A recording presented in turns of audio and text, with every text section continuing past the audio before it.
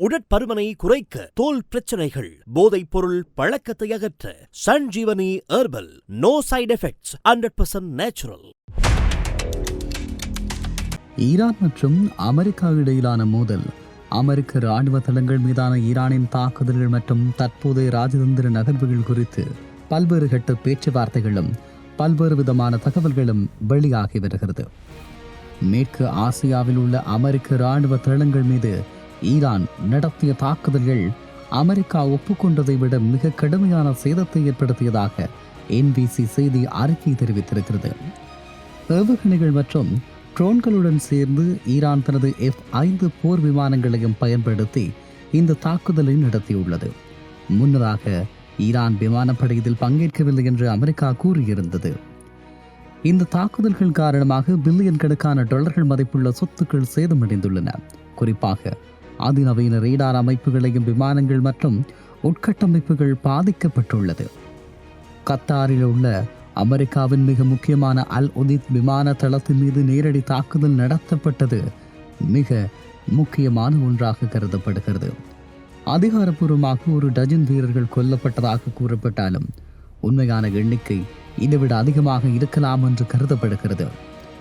தற்போது நிலவும் ஒரு பதற்றத்தை தணிக்க பாகிஸ்தானில் ஒரு முக்கியமான இடைத்தரகராக செயற்பட்டு வருகிறது. இப்படியான நிலையில் ஈரானிய வெளியுறவு அமைச்சர் அப்பாஸ் அரச்சி பாகிஸ்தான் தலைநகர் இஸ்லாமாபாத்திற்கு சென்று தனது நாட்டின் கோரிக்கைகளை முன்வைத்துள்ளார். நாங்கள் பேச்சுவார்த்தைக்கு தயார், ஆனால் சரணடைய மாட்டோம் என்று ஈரான் திட்டவட்டமாக தெரிவித்துள்ளது. டொனால்ட் ட்ரம்ப் நிர்வாகம் சிறப்பு தூதர் ஸ்டீவ் விட்காப் மற்றும் ஜெரட் குஷ்னர் ஆகியோரை பேச்சுவார்த்தைக்காக இஸ்லாமாபாத்திற்கு அனுப்பியுள்ளது. அமெரிக்காவுடன் நேரடியாக பேச ஈரான் மறுத்துவிட்டது. இதனால் பாகிஸ்தான் மூலம் தகவல்கள் பரிமாறப்படுகிறது. ஈரான் தனது அணுசக்தி திட்டத்தை சர்வதேச கண்காணிப்பின் கீழ் கொண்டுவர பாகிஸ்தான் ஒரு முன்மொழிவை முன்வைத்துள்ளது. ஈரான் தனது இராணுவ வலிமையை பறைசாற்றுவதுடன் அமெரிக்கா இந்த போரில் இருந்து கௌரவமாக வெளியேற வழி தேடுவதாக குற்றம் சாட்டியுள்ளது. கடற்படை முற்றுகை மற்றும் சில நிபந்தனைகள் காரணமாக இரண்டாம் கட்ட பேச்சுவார்த்தைகளில் தொய்வு ஏற்பட்டுள்ளது. தற்போது பாகிஸ்தானினால் ஏற்படுத்தப்பட்ட தற்காலிக போர் நிறுத்தம் அமலில் உள்ளது. இருப்பினும் இரண்டு நாடுகளும் தங்களது நிலைப்பாட்டில் உறுதியாக இருப்பதனால் பிராந்தியத்தில் இன்னும் பதற்றம் நீடிக்கிறது. இப்படியாக பார்க்கிற போது போர் நிறுத்தம் நீட்டிக்கப்பட்டிருந்தாலும் பேச்சுவார்த்தையில் முன்னேற்றம் ஏற்படுமா அல்லது மீண்டும் மோதல் வெடிக்குமா என்பது பொறுத்திருந்து பார்க்க வேண்டிய ஒன்றாகும். இப்படியான ஒரு சூழலில் ஈரான் அமெரிக்கா இடையிலான தற்போதைய பதற்றமான சூழல் குறித்து சில முக்கியமான வரலாற்று மற்றும் புவிசார் அரசியல் பின்னணிகளை நாங்கள் காணலாம்.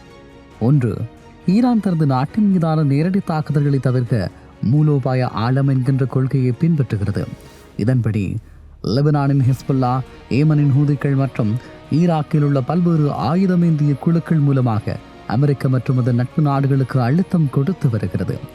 அமெரிக்க தளங்கள் மீதான தற்போதைய தாக்குதல்கள் ஈரான் தனது நேரடி இராணுவ வலிமையையும் விமானங்கள் போன்ற, அதாவது F-5 போர் விமானங்கள் போன்றவற்றை நிரூபிக்க தயாராகிவிட்டதை காட்டுகிறது. அமெரிக்காவின் கடற்படை முற்றுகை மற்றும் பொருளாதார போர், அமெரிக்கா ஈரானின் மீது விதித்திருக்கக்கூடிய பொருளாதார தடைகள் மற்றும் பாரசீக வளைகுடாவில் மேற்கொண்டுள்ள கடற்படை முற்றுகை ஈரானின் எண்ணெய் ஏற்றுமதியை நேரடியாக பாதிக்கிறது. பேச்சுவார்த்தைகளில் ஈரான் முன்வைக்கும் முக்கிய நிபந்தனைகளில் ஒன்று இந்த முற்றுகையை நீக்குவதாகும். அமெரிக்காவை பொறுத்தவரை ஈரானின் அணுசக்தி திட்டத்தை கட்டுப்படுத்த இந்த பொருளாதார அழுத்தத்தையே ஒரு ஆயுதமாக பயன்படுத்துகிறது. பாகிஸ்தானின் ராஜதந்திர முக்கியத்துவம், இந்த விவகாரத்தில் பாகிஸ்தான் ஒரு சமாதான தூதுவராக செயற்படுவது சர்வதேச அளவில் கவனிக்கத்தக்கது. பாகிஸ்தான் ஈரானுடன் எல்லையை பகிர்ந்து கொள்வதோடு அமெரிக்காவுடன் நீண்டகால இராணுவ உறவையும் கொண்டுள்ளது. பிராந்தியத்தில் ஒரு பெரிய போர் வெடித்தால் அது பாகிஸ்தானின் பொருளாதாரத்தையும் பாதுகாப்பையும் நேரடியாக பாதிக்கும் என்பதால் இஸ்லாமாபாத் இந்த பேச்சுவார்த்தைகளை தீவிரமாக முன்னெடுத்து வருகிறது. டொனால்ட் ட்ரம்ப் நிர்வாகத்தின் அதிகபட்ச அழுத்த கொள்கை. முந்தைய காலங்களில் டொனால்ட் ட்ரம்ப் ஈரான் மீது அதிகபட்ச அழுத்தம் என்கின்ற கொள்கையை செயற்படுத்தினார். தற்போது மீண்டும் பேச்சுவார்த்தை குழுக்களை அனுப்பியிருப்பது அவர் இராணுவ மோதலை விட ஒரு புதிய ஒப்பந்தத்தை எட்டுவதில் ஆர்வம் காட்டக்கூடும் என்பதை குறிக்கிறது. இருப்பினும் ஈரான் தனது இறையாண்மையில் சமரசம் செய்ய மறுப்பது பேச்சுவார்த்தைகளை சிக்கலாக்குகிறது. இப்படியான ஒரு நிலையில் உலகளாவிய எரிசக்தி சந்தையில் தாக்கம், ஈரான் மற்றும் அமெரிக்கா இடையிலான எந்த ஒரு நேரடி மோதலும் ஹார்மூஸ் ஜலசந்தி வழியாக நடக்கும் கச்சா எண்ணெய் போக்குவரத்தை பாதிக்கும். உலக எண்ணெய் தேவையில் கணிசமான பகுதி இந்த பாதை வழியாகவே செல்லுகிறது. இதனால் இந்த பதற்றம் நீடித்தால் உலக சந்தையில் எரிபொருள் விலை அதிரடியாக உயரும் அபாயம் உள்ளது. இது வளர்ந்து வரும் நாடுகளின் பொருளாதாரத்தை பெரிதும் பாதிக்கும். இந்த மோதல் என்பது வெறும் 2 நாடுகளுக்கு இடையிலான போர் மட்டுமல்லாது சர்வதேச அரசியல் மற்றும் பொருளாதார அதிகார போட்டியில் ஒரு முக்கியமான அங்கமாக மாறியுள்ளது.